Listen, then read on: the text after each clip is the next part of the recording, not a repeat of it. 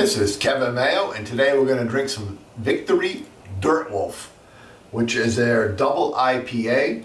Victory Brewing's out of Downingtown, Pennsylvania, right outside of Philadelphia. Been around since 1996, and they're actually becoming one of the bigger breweries out there. They're in the process of adding a brand new facility. They're going to be able to brew 225,000 barrels a year, so they're not a small brewery anymore. Don't drink a lot of Victory.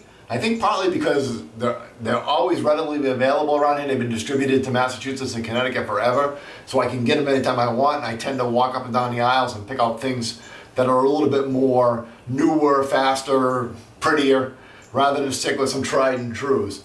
I know Maria Devon, the girl next door, recommended this to me, so we're going to go ahead and give it a crack and give it a try.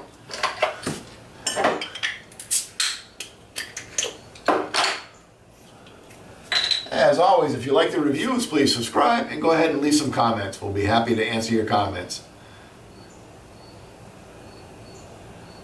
It looks like it's pouring. A fairly aggressive pour for me. And I'm getting big aroma coming up off of this already. It is a darker yellow. Almost, if you're looking at it, you'd almost think a lager. A lot of times the IPAs and the double IPAs tend to be a little more orangey. This one's pretty much yellow. Massive carbonation. Bubbles are just streaming up through it.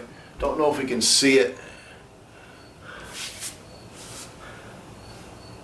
And we got about a finger and a half of pretty much white head. Let's do aroma. Malt and pine and grass.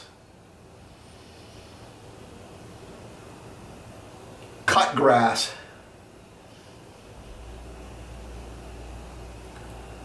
Grapefruit.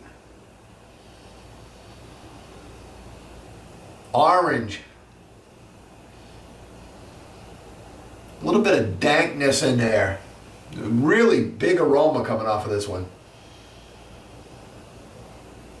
Let's go ahead and give it a taste. That's what we're here for. Let's drink.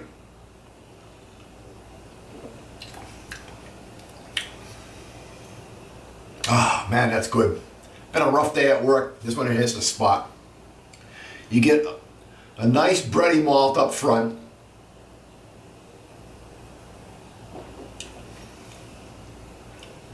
Fair amount of bitter at the back end. Actually, now the bitter's really building. I'm not sure what the IBUs on this, but they're up there.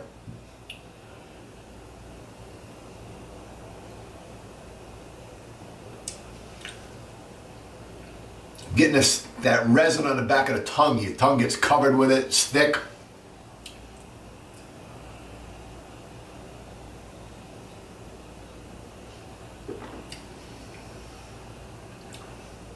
Get a little bit of alcohol. A little bit of grapefruit.